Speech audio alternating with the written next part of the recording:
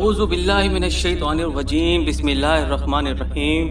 اللہ تبارک و تعالیٰ کے نام سے شروع جو بڑا مہربان اور نہایت رحم کرنے والا ہے۔ ناظرین کرام، حضور رحمت صلی اللہ علیہ وآلہ وسلم کے ساتھ ساتھ غریب مسلمانوں پر بھی کفار مکہ نے ایسے ظلم و ستم کے پہاڑ توڑے کہ مکہ کی زمین بھی ہل ہلا اٹھی۔ یہ آسان تھا کہ کفار مکہ ان مسلمانوں کو قتل کر ڈالتے، مگر ان سے ان کافروں کے جوش و انتقام کا نشہ نہیں اتر سکتا تھا،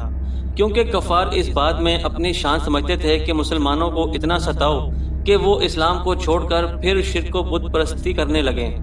اس لیے قتل کرنے کی بجائے کفار مکہ مسلمانوں کو طرح طرح کی سزاؤں اور ایذا ثانیوں کے ساتھ ستاتے تھے، مگر خدا کی قسم شراب توحید کے ان مستوں نے اپنے استقلال اور استقامت کا وہ منظر پیش کیا کہ پہاڑوں کی چوٹیاں سر اٹھا کر حیرت کے ساتھ ان کے جذبہ استقامت کا نظارہ کرتی تھیں۔ سنگ دل بے رحم اور درندہ صرف کافروں نے ان غریب اور مسکین مسلمانوں پر جبر و کرم کا کوئی طریقہ باقی نہ چھوڑا، بلکہ ایک مسلمان کے پائے استقامت میں بھی ذرا برابر تزلزل نہیں پیدا ہوا، اور ایک مسلمان کا بچہ بھی اسلام سے منہ پھیر کر کافر اور مرتد نہیں ہوا۔ صحرائے عرب کے تیز دھوپ میں جبکہ وہاں کے ریت کے ذرات تنور کی طرح گرم ہو جاتے تھے، کفار ان مسلمانوں کی پشت کو کوڑوں کی مار سے زخمی کر کے اس جلتی ہوئی ریت پر پیٹھ کے بل لٹاتے تھے اور سینوں پر اتنے بھاری پتھر رکھ لیتے تھے کہ وہ کروٹ بھی نہ بدل پائیں۔ لوہے کے چمٹوں کو آگ میں گرم کر کے ان سے ان مسلمانوں کے جسموں کو داغتے تھے، پانی میں اس قدر ڈبکیاں دیتے تھے کہ ان کا دم گھٹنے لگتا تھا، چٹائیوں میں ان مسلمانوں کو لپیٹ کر ان کی ناکوں میں دھواں دیتے جس سے سانس لینا مشکل ہو جاتا، اور وہ کرب و بے چینی سے بدحواس ہو جایا کرتے تھے۔ حضرت خبیب بن عراق رضی اللہ تعالیٰ عنہ اس زمانے میں ایمان لائے جب آپ علیہ السلام حضرت ارقم بن ابو ارقم رضی اللہ تعالیٰ عنہ کے گھر میں مقیم تھے، اور صرف چند ہی آدمی مسلمان ہوئے تھے۔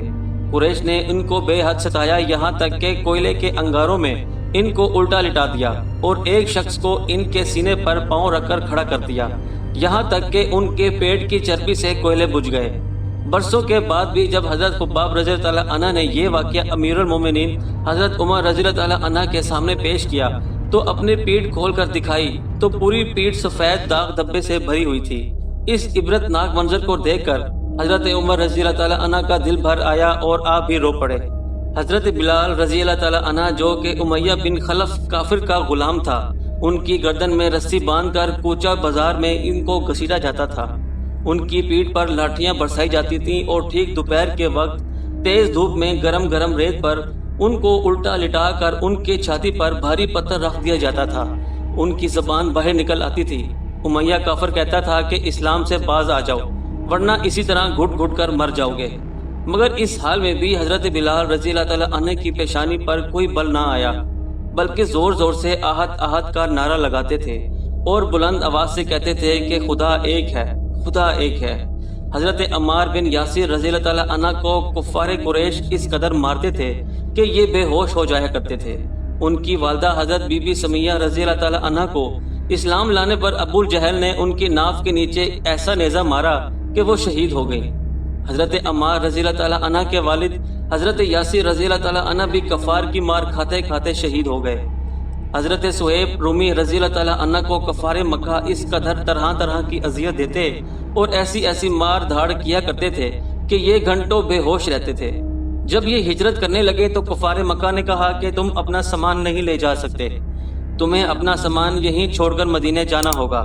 آپ نے خوشی دنیا کی دولت پر لات ماری اور اپنا متاع ایمان کو ساتھ لے کر مدینہ چلے گئے۔ حضرت بی بی لبینہ رضی اللہ تعالیٰ عنہ جو کہ حضرت عمر رضی اللہ تعالیٰ عنہ کی لونڈی تھی،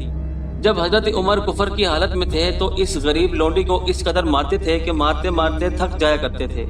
حضرت لبینہ رضی اللہ تعالیٰ عنہ اف نہیں کرتی تھیں، بلکہ نہایت ہی جرأت اور استقلال کے ساتھ کہتی تھی کہ اے عمر، اگر تم خدا کے سچے رسول پر ایمان نہیں لاؤ گے تو خدا تم سے ضرور اس کا انتقام لیں گے۔